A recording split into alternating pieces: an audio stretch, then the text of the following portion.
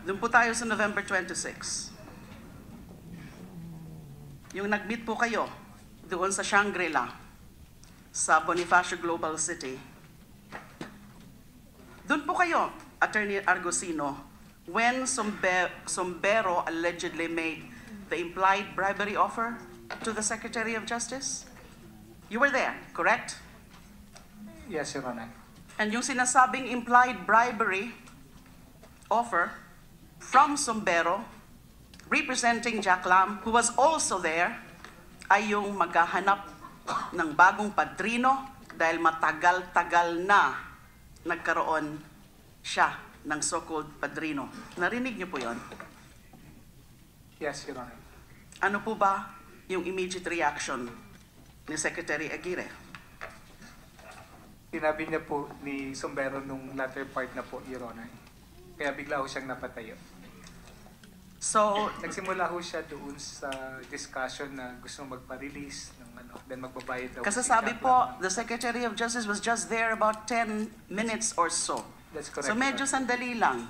That's correct. Pero yung pala yung nangyari, there is this implied bribery offer. Naghahanap ng so-called bagong padrino dahil matagal-tagal na. So sa tingin niyo po, based sa reaction ni Secretary Aguirre, he felt insulted? Did he manifest his displeasure in front of you, in front of Sombero, in front of Jack Lam? Yun ho yung tingin ko po sa kanya nung panahon na yan, Your Honor. Na-offend po siya. Na-offend siya.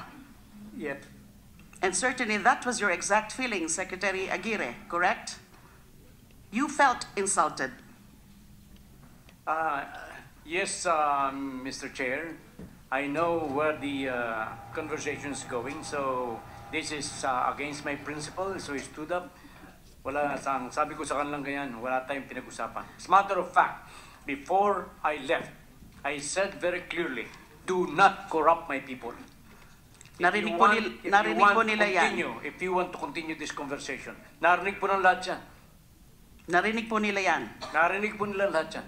Yung nandun sa loob ng kwarto. At sinabi nyo nga po, makulit daw po itong si Mr. Sombero. Totoo ba yun? Sinundan pa kayo sa elevator?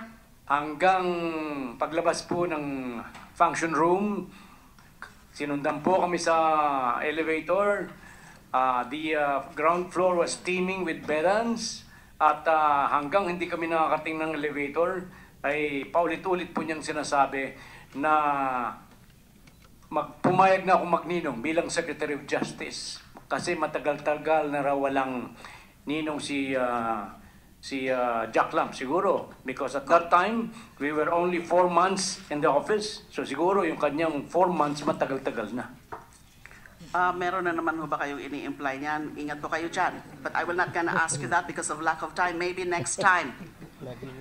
Ganun kayo eh. Binabaliktad nyo palagi eh. Hindi po. Kasi yun ang sabi sa akin, matagal na tagal na. Matagal-tagal na. Oh, matagal-tagal na. 4 months. Do not Matagal-tagal. argue with me. Before it blossoms into something else that we do not want, I would suggest that the gentle lady, who is a dear friend of mine, make haste, Thank you. Thank you. Kung ganun ho, na nainsulto kayo, dahil alam nyo nga ho na may pararating, o iba ang, na merong pararatingan yung usapin na yon na naghahanap ng bagong padrino, allegedly. Bakit ho nagbilin kayo kay Attorney Argosino na bahala ka na dyan? Alam po ninyo, sa totoo lang, hindi ko matandaan ako yung nagsalita ng gano'n. Pero, kung ako man ay nagsalita ng gano'n, yung po'y ordinaryong-ordinary po sa ating mga Pilipino. Halimbawa, nag-usap-usap tayo sa isang meeting. Ilan lang tayo. Tapos meron tayong gustong gawin. Hindi naman natin nakuha. Uwalis ako.